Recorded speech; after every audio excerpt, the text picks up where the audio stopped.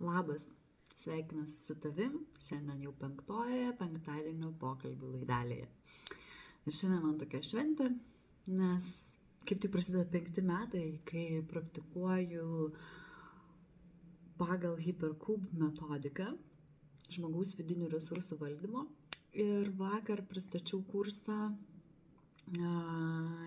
Supercubas sklandus gyvenimo projektų valdymas, kuris irgi bus mano 5. kursas pagal šios metodikos 1. lygį Tesseract.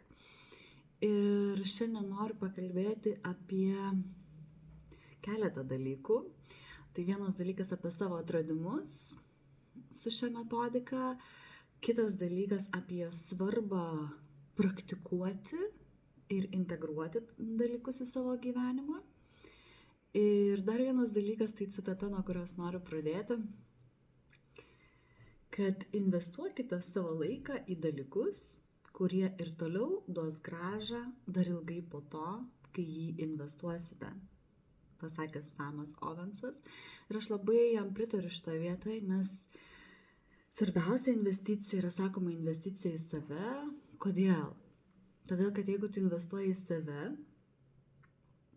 tai į savo vidinius resursus, į jų vystymą, į jų pažinimą, lavinimą, tokiu atveju visa tai lieka visada su tavim.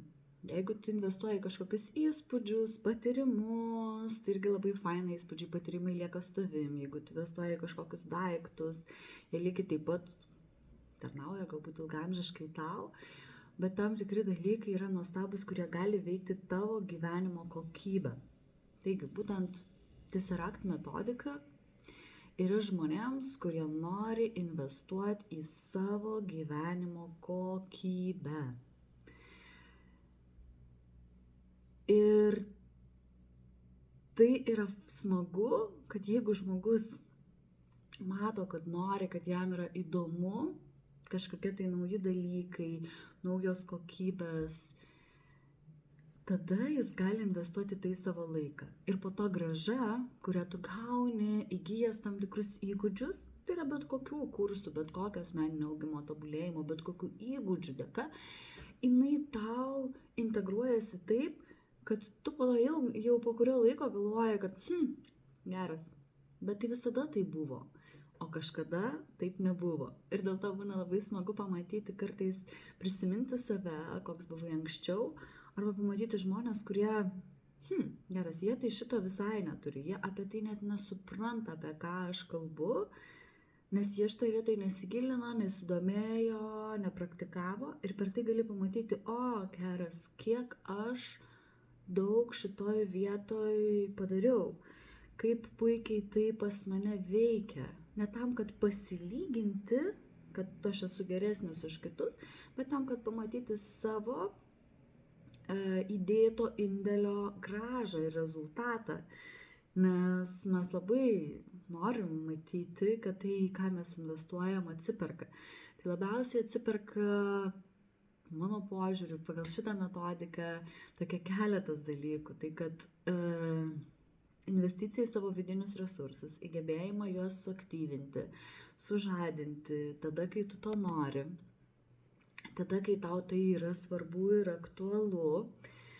Kitas dalykas, kas yra dar labai svarbu, į ką svarbu yra investuoti, į tą tokį įgūdžio, realaus įgūdžio išlavinimą ir įprotį praktikuoti ir taikyti ir integruoti į gyvenimą. Mes labai dažnai būna kažką naujo išmokstam, patiriam, sužinom, bet nepaverčiam to kasdienių savo įpročių. Ir šitoje vietoje integracija yra toks, neribotas dalykas, kurį galima integruoti ir integruoti. Taigi, metodika gyvenimo kokybės gerinimui ir leidimui savo daugiau. Bet iš tiesų, kitas dalykas, ką dar noriu pakalbėti, kad yra labai svarbu pastovus praktikavimas ir integravimas. Jeigu tu vieną kartą nuėjai į kažkokį tai kursą, kaip aš sakau, tai reiškia, tu su juo susipažinai. Tu susipažinai su jo medžiaga. Norint realiai integruoti ir tu pasiemi kažkokius dalykus, taip, nes tavo prasiplėtė požiūris, prasiplėtė tam tikri įgūdžiai ir kažkiek tai ten integravai. Bet mano praktika rodo daugiametę, aš šiemet švęsiu 20 metų savo asmeninio, kitame tiksliau sausį švęsiu 20 metų savo asmeninio augimo ir tobulėjimo laikotarpį. Ir tai yra labai svarbu, ką aš pastebėjau, kad jeigu tu kažką naujo išmoksti, svarbu tai pakartoti ir dar kartą pakartoti ir dar pakartoti. Ne veltui metodikos abi, pagal kurias aš dėstau, jos sako, kad tam tikras praktikas tu turi atlikti kartą per metus, norint, kad tau tas metodas pilnai veiktų. Nes kaip mes automobilį vedam į techninę apžiūrą, ar ne, vežam tiksliau, vedam save į polikliniką pasitikrinti sveikatą, kaip viskas pas mus funkcionuoja, daiktus irgi kartais kai kurios peržiūrim, tvarkom ir visą kitą, tai lygiai taip pat ir su savo vidiniais resursais yra svarbu ne tik turėti kažkokį instrumentą, ar ne, bet ir jį naudoti.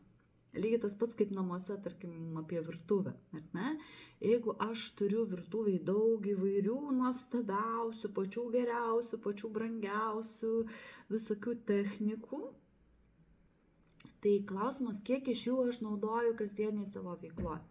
Vienas dalykas yra iš to, ar užduotis yra vertos, ar aš keliu savo pakankamas užduotis gyvenime, kad man reikėtų tų instrumentų.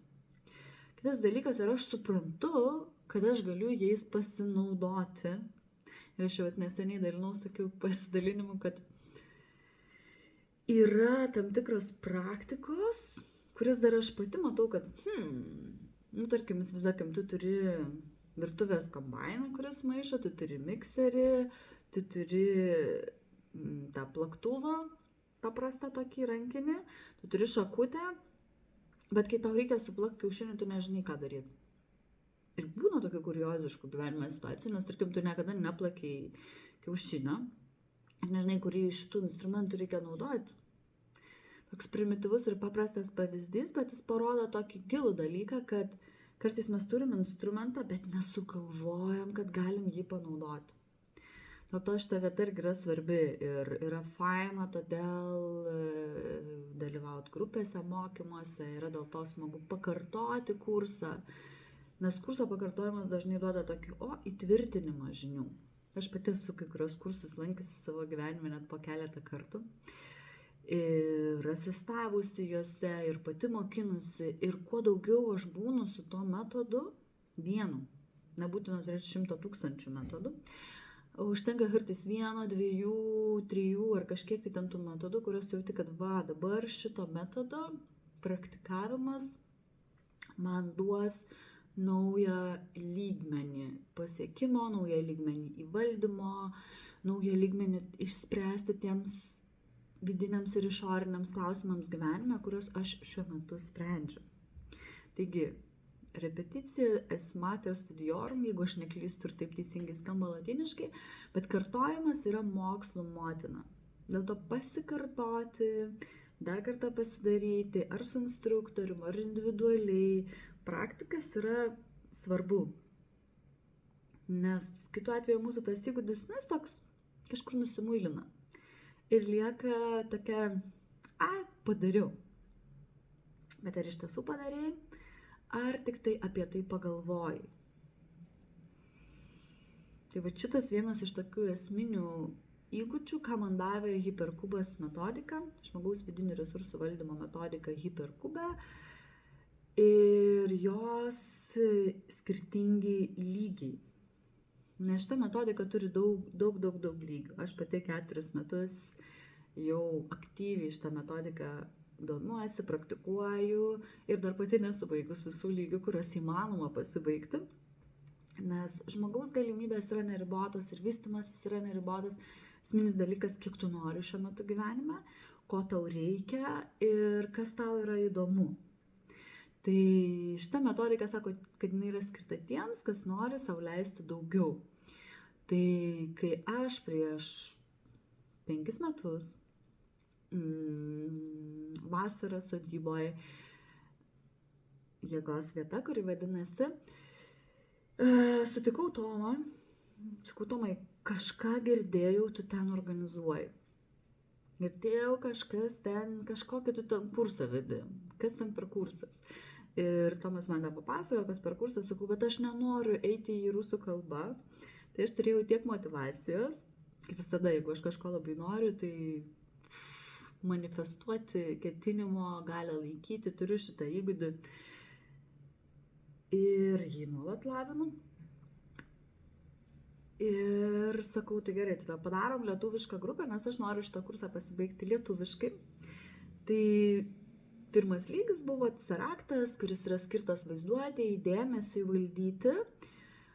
Kodėl man reikėjo? Aš pati jau tuo metu nuo 2006 gal kokių ar 8, neatsimenu tiksliai, jau praktikavau daugiau negu 10 metų DFB metodiką kiekvieną dieną, diferencijuotų funkcinių būsenų metodiką, kuri daugeliu žinoma iš bazinio pamatinio pratimo ugninė gėlė.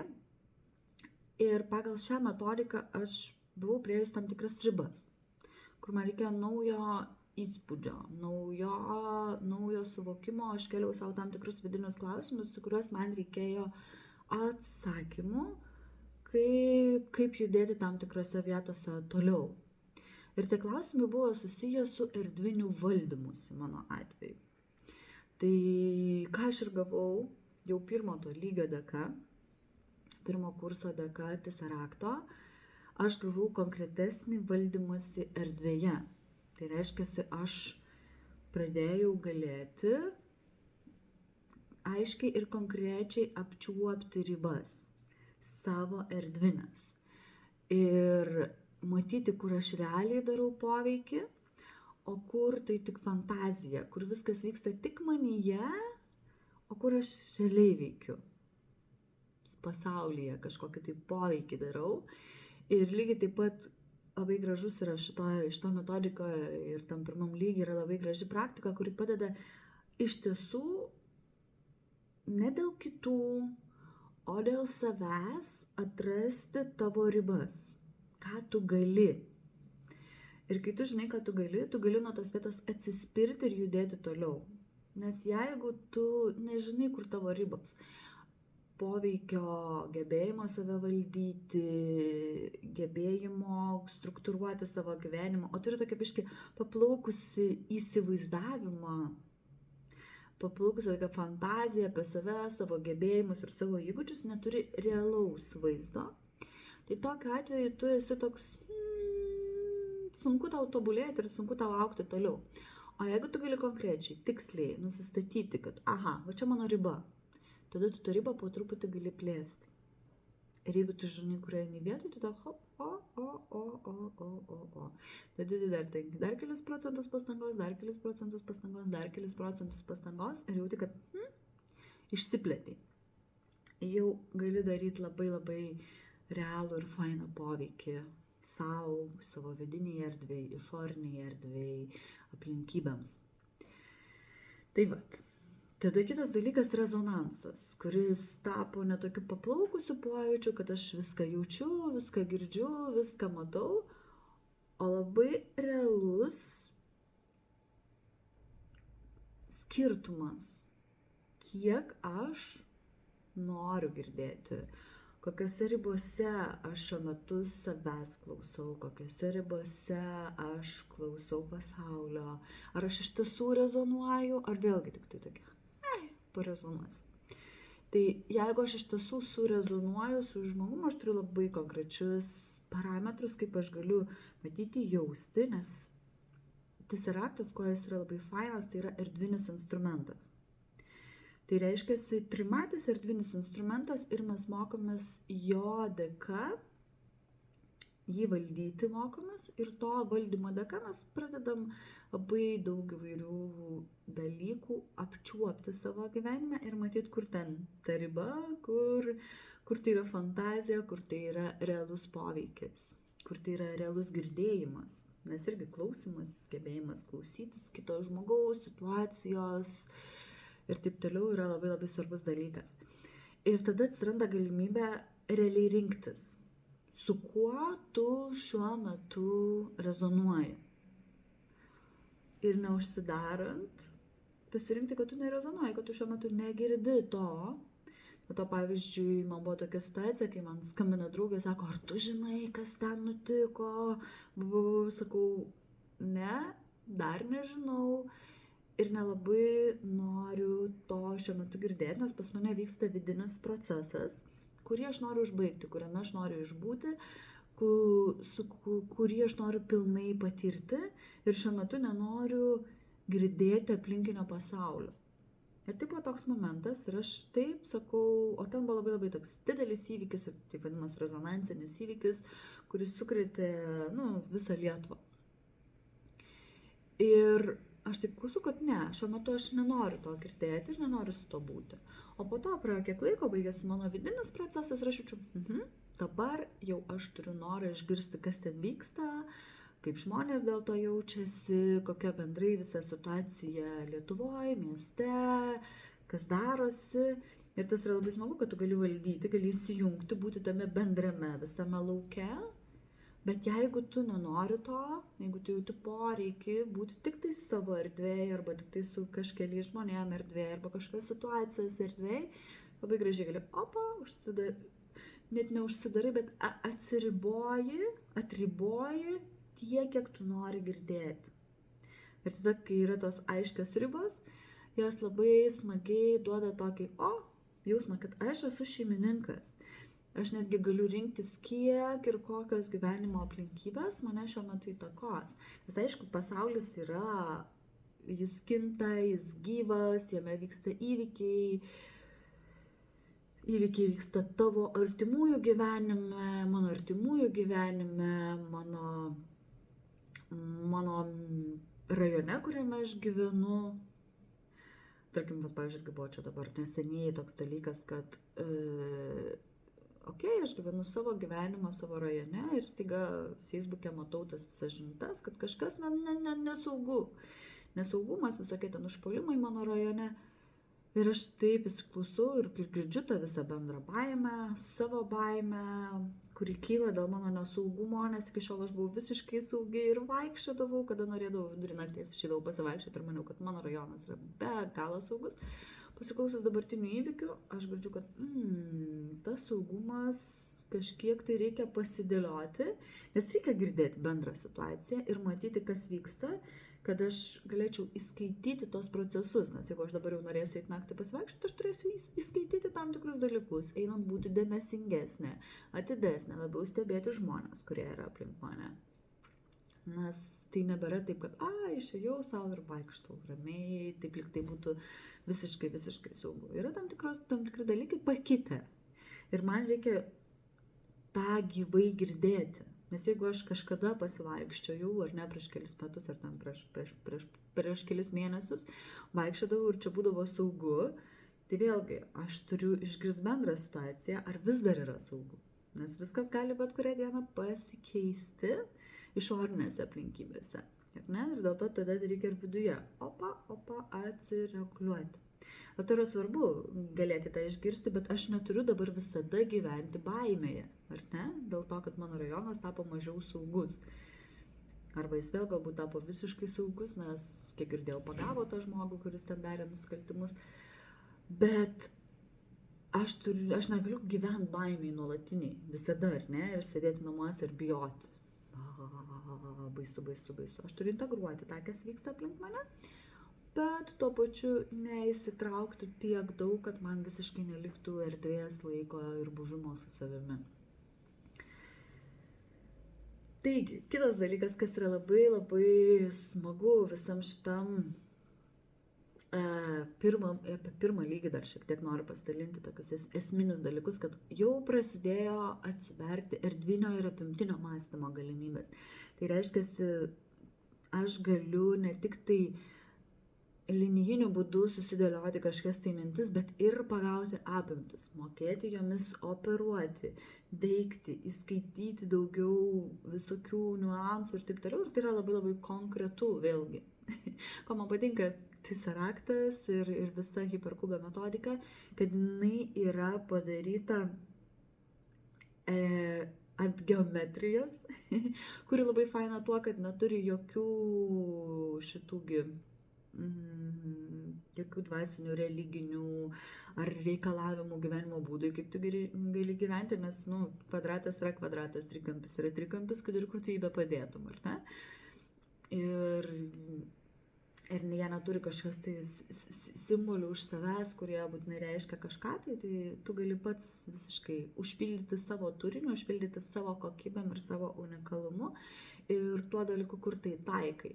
Tai apimtinio mąstymo galimybės pradėjo atsiverinėti, kas man labai labai patiko, nes man įdomu suvokti, bet suvokti ne tik tai žodžiais, o tai, kas yra už žodžių, tai, kas yra nenusakoma, nes žodžiai tai yra mūsų konvencinė kalba, ne?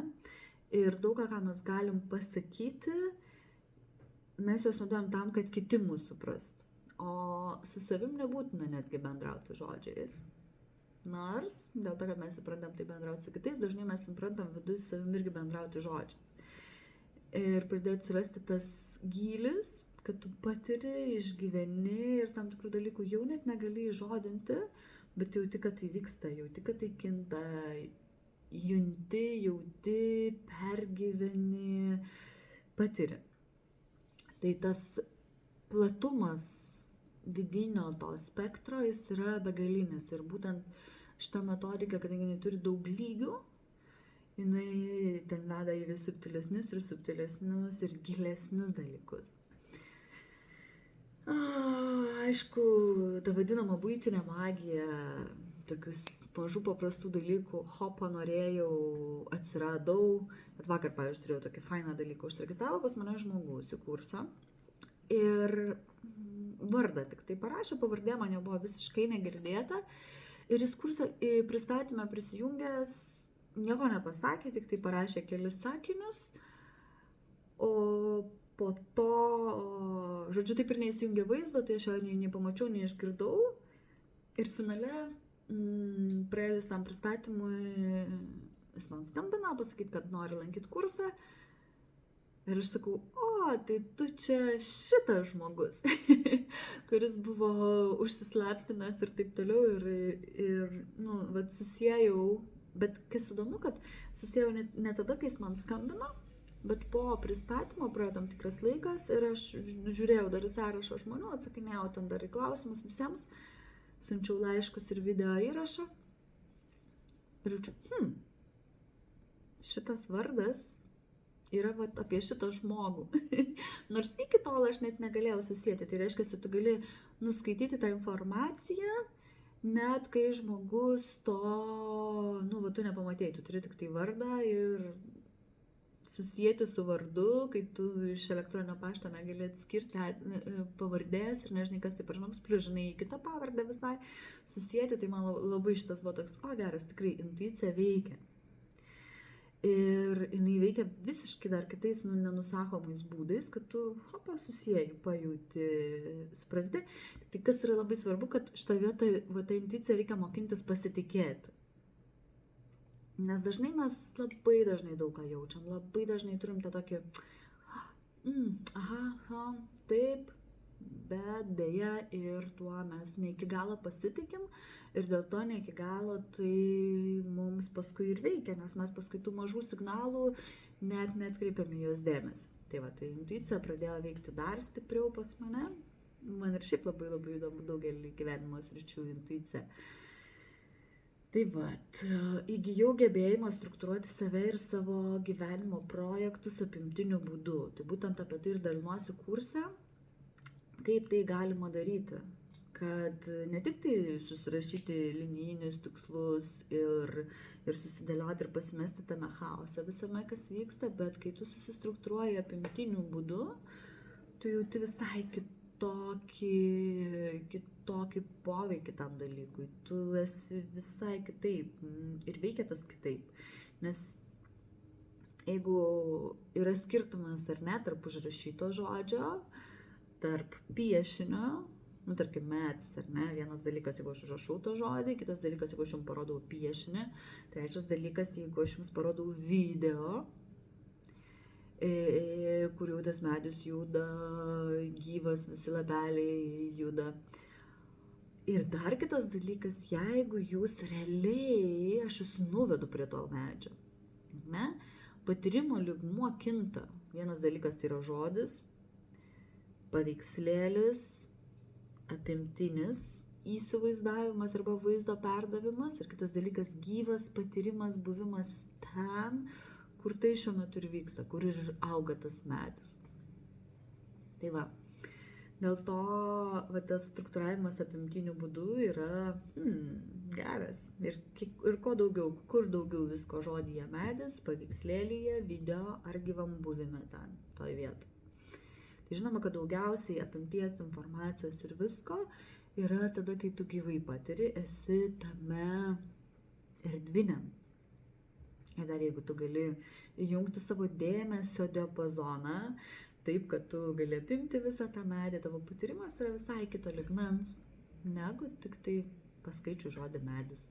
Bet jeigu tu turi laikę vaizduotę, tai žinoma, kad tu gali daug ką įsivaizduoti, gyvai savo piešti, iš karto skaitydamas netgi tuos žodžius ir ištraukdamas tą informaciją, kuri yra už to dalyko. Tai va.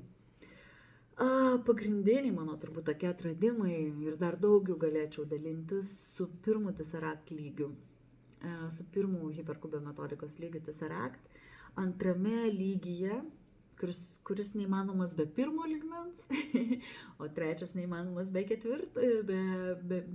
pirmo ir antro lygmens. Tai kitas kursas vadinasi hiperkubė, taip ir vadinasi, nes tai jau yra keturmatis, nes Tesseract kurse mes dirbam su trimačiu objektu, kurį mokomės valdyti. Tai reiškia, tai matom erdvę, buvimą erdvėje trimatėje. O šitasgi antras lygis, kurį Tomas gražiai vadina, Tomas tai yra metodikos autorius, vadina katilinę. Tai katilinės metu, kodėl katilinė? Todėl, kad energijos tą galima belenkiek padaryti. Tiesiog ir tam nereikia ilgai sėdėti ir daryti. Kas man faina, kuo tai skiriasi nuo DFB ugninės gėlės metodikos, kad ten reikia sėdėti vis tiek tam tikrą laiko, reikia, kol tu įsijungi tam tikrą kokybę. Čia netgi pati metodika, jinai iš karto. Ir dar atsiminiau vieną fainą labai pavyzdį, kurio noriu pasidalinti, kad kai įvaldai erdviškumą, tai netgi tos pačios būsenos. Ir ką aš pastebėjau, kai vedžiau pernai būsenų pastiprinimą žmonėms, pasivaikščiojimai 4AB ir 4AC, tai yra tam tikra metodika, kur mes darom tam tikrą būseną. Ir ten dariau, kad į priekį mes didinam spinduliavimo kiekį, ir į šonus. Tai labai įdomu, kad tiems, kas baigė Tesseractą, padaryti šonus buvo labai labai lengva ir pagauti erdvinį būsenos tam tikrą skambėjimą buvo daug lengviau negu tiems, kurie nebaigė Tesseracto. Reiškia, tas erdviškumas tikrai jis kinta, kai jis tampa labai labai realus šitoje vietoje dėka to instrumento. Ir visos būsenos pasikeitė. Ir kas yra labai faina, irgi aš, kadangi grįžtu visada prie šaknų ir kas metus darau DFB 30-uką, tai aš pastebiu, kad po kiekvieno mano baigto kurso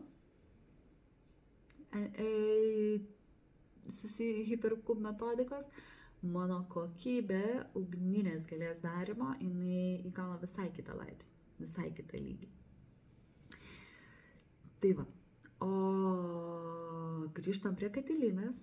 Kodėl hiperkubė metodikos kitas lygmuo vadinasi katilinė? Tai reiškia, kad tu gali labai greitai padaryti tokį. Ir energijos pas tave padaugėja iš karto. Ir tas yra labai faina ir smagu, kad tu gali vidinius savo resursus. Jis skirta yra jau vidinių resursų valdymui. Jeigu Tesseractas yra pagrindė apie vaizduotę, dėmesį, apimtinį mąstymą, tai kitas lygis yra apie kūno resursą, širdies resursą, sąmonės resursą ir savitapatumo resursą, kuris irgi turi tokį crazy dalyką. be to be kurso neįmanoma, be pirmo lygio, į antrą lygį atėjus neįmanoma patirti ir pamatyti ir pajausti.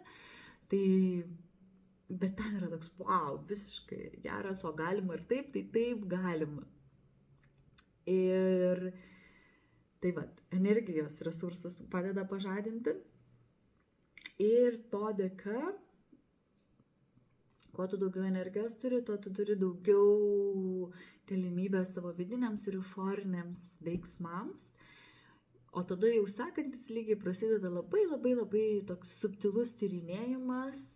Ir ką, pavyzdžiui, tai ką galima tyrinėti, ne? Tai, tarkim, socionika. Ir vienas dalykas, vėlgi, kai mes ją tyrinėjom, nes skaitom knygą, kur yra parašyti žodžiai, kažkieno tai sudėlioti, kažkieno tai suvokimas, ar ne? Kitas dalykas, kai mes klausom žmogaus, kuris asmeniškai pasakoja savo patirtį, tam tikras žinias, tam tikrų būdų, kaip jis suprato, kaip jam tai veikia. Dar kitas lygmuo yra, kai mes patys patiriam, kas yra tas kiekvienas aspektas. Kas yra intuicija, kas yra etika, kaip aš tą jaučiu, juntu, apčiuopiu, ar ne, savo pergyvenimo visais kanalais ir čiuptuvais. Ir tada tu turi gyvą patyrimą. Ir kas yra labai faina, kad buvo momentas, kai aš pati lankiau šitą vietą ir mes mokėmės pergyventi visą socioniką ir ją tada surinkti kaip visumą ir turėti tokį patyrimą. Tai vienas žmogus, kuris su manim tuo metu, aš neatsimenu, ką lankė. Gal DFB, ugninės gėlės pakartojimą, kad sako, o geras, man pradėjo veikti. Veikti socionika, tai reiškia, kad tu netgi nesvarbu tau pačiam tą dalyką padaryti, bet kartais tu pasaveikauji su žmogum, kuris turi kitus dalykus, pas kurias tema tuo metu aktuali ir pas tave kažkas įsijungia, nes tu perimi rezonanso principu. Aha, čia šauktukas. Būkit atsargus ir dėmesingi, su kuo ir kada rezonuojat ir ką perimat. Nes mes galim prisirinkti, oi, kiek dalykų, kurių ne visų mums reikia. Dėl to rezonuojant svarbu užsidėti targi tokį, ką aš įleidžiu į save, ką aš noriu pasimti. Tai va. Ir hiperkubė metodikos, tas katilinės lygmuo, tai paduoda tą tokį labai įdomų dalyką, prisilietimą prie to, kas yra visuma ir kaip tai veikia. Apie tai labai daug nekalbėsiu, nes tą reikia patirti. Nes jeigu jūs išgirsit žodžiais, tai ir liks tik tai žodžiai. Jūs galvosite, aha, dabar aš jau žinau, kaip tai yra. Bet iš tiesų, to nepergyvenus, savimi nepajautus, tu negali žinoti, tu gali tik tai tada kartoti. Ir mes dažnai sutinkam, va dabar, kadangi visas asmeninio augimo temos yra tokios populiarios, tu sutinki žmonių, kurie tau kartoja kažkokias tai frazes. Bet tas kartojimas nebūtinai yra užpildytas jų vidiniu turiniu. Ir patys į save galim pasižiūrėti. Aš irgi aptinku tam tikrų dalykų, kur aš tik sakau. Iš tiesų tas, nes aš kažkur girdėjau. Ir vat, irgi šitą refleksiją pas mane dėka šitų metodų padidėjo. Aš pradėjau matyti, aha, kažkada manęs klausė kitą, o kaip ten yra tas ir tas. Apie vyrus ir moteris manęs paklausė, ten skirtumų. Ir aš pradėjau pasakoti ir aš staiga pasiūliau, gerai, iš kur pas mane šita informacija atėjo? Kodėl aš manau, kad taip yra? Ir tada sakau, ai, tai čia šiaip yra šita vieta, ką aš dabar ką tik pasakiau, tai nėra mano patyrimas, tai nėra mano patirtis, tai yra tai, ką aš išgirdau iš va šito žmogaus. Aš išgirdau, kadangi tuo metu tas žmogus man buvo autoritetas, aš perėmiau ir įsivaizduoju, kad taip ir yra. Ar aš pati patikrinau, ar aš pati žiūrėjau, ar aš pati stebėjau, ne, aš užsidėjau, kad taip yra. Sukūriau tam tikrą pasaulio vaizdą, kuris, nesakau, kad nepasitvirtina, bet labai matyti faina yra, kad, aha, šitą dalyką aš žinau per savo patirtį realią, šitą dalyką aš žinau dėl to, kad man kažkas pasakė, kad taip yra. Ir čia atsiranda tokia faina tokia, o gerai, jo, nes jeigu aš žinau, kad taip yra, nes jeigu aš perėmiau kaip per autoritetą, perskaičiu kažkokią tai knygoje, man, pavyzdžiui, labai svarbu, aš skaitau knygas ir perskaitau knygas ir dažnai sakau, taip, va šitaip ir yra. Bet ar iš tiesų taip yra, reikia tam tikrus dalykus pasitikrinti. Bet praplėsti savo matymą, galimą pasaulio vaizdą yra fine. Tam tikrus dalykus integruoti irgi, net nežinant, ar jie iš tiesų taip ir tau yra, irgi galima integruoti. Tai va, tai šitą metodiką man davė labai tokį gilų ir mes dabar sekančiam lygyje, kur dirbam jau nenusakomų būdų, bet čia pas mane, ne čia reikia rodyti. Čia yra sąmonės struktūros schema pagal Igorį Kalinauską. Aš ją pasidariau trimatę, nes man taip lengviau ją suvokti ir integruoti ir ją kontempliuoti, nei kai schema buvo nupiešta dvimatė. Bet jeigu matėt knygą Kto говорит я, kas sako aš, tai būtent to schema yra iš tos knygos. Ir kas man yra labai įdomu šitoje vietoje, tai kasgi ten sako tą aš. Ir tas skirtumas labai kinta. Ir aš viso savo asmeninio augimo metu per 20 ir daugiau metų mačiau tą pokytį.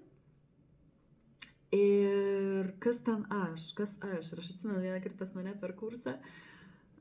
Tuo metu vedžiau diferencijuotų funkcinių būsenų metodikos kursą pradedantiesiems.